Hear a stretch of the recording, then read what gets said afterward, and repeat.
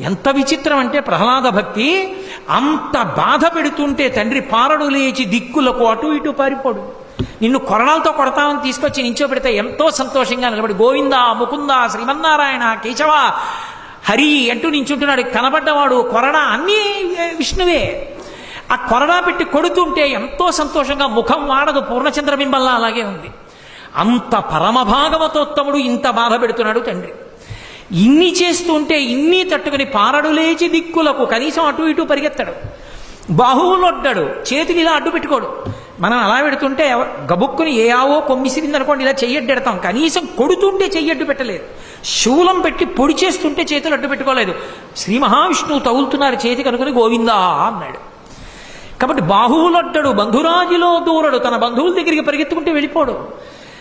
దూరడు తండ్రిని, నా తండ్రి ఇంత బాధ పెడుతున్నాడని తండ్రిని విమర్శించాడు. మిత్రవర్గముంచీరడు, స్నేహితుల దగ్గరికి వెళ్ళి బాధపడ్డావు. తల్లులు నివసించేటటువంటి బంగారు మేడలలోకి వెళ్ళి నేరాలు చెప్పడు. కోపమునొందడు, తాపమొందడు, ఆఖరికి కోపం పొందడు. కంటకింపడు, ఏమీ పళ్ళు పటపటా కొరకడు, బాధపడ్డు, ఏమీ ఏడవడు. హాయిగా నవ్వుతూ పరమ సంతోషంగా ఎప్పుడూ ఎలాగా ఉంటాడో అలా హాయిగా భగవన్నామ సంకీర్తనం చేసుకుంటూ కూర్చుని ఉంటాడు.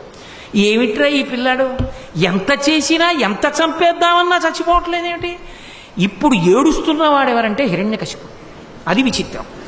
ఆయన ఏడుస్తున్నాడు. చచ్చిపోకూడదని వరాలు కోరుకున్నవాడు తండ్రి, చచ్చిపోకుండా ఉండిపోతున్నవాడు కొడుకు. అన్ని వరాలు కోరుకున్నవాడు చచ్చిపోవడానికి వంట చేసుకుంటున్నాడు. అసలు ఏ వరాలు కోరుకోనివాడు పరమభక్తితో చిరంజీవిగా మిగిలిపోతున్నాడు. అంత భాగవతోత్తముడుగా మిగిలిపోయాడు.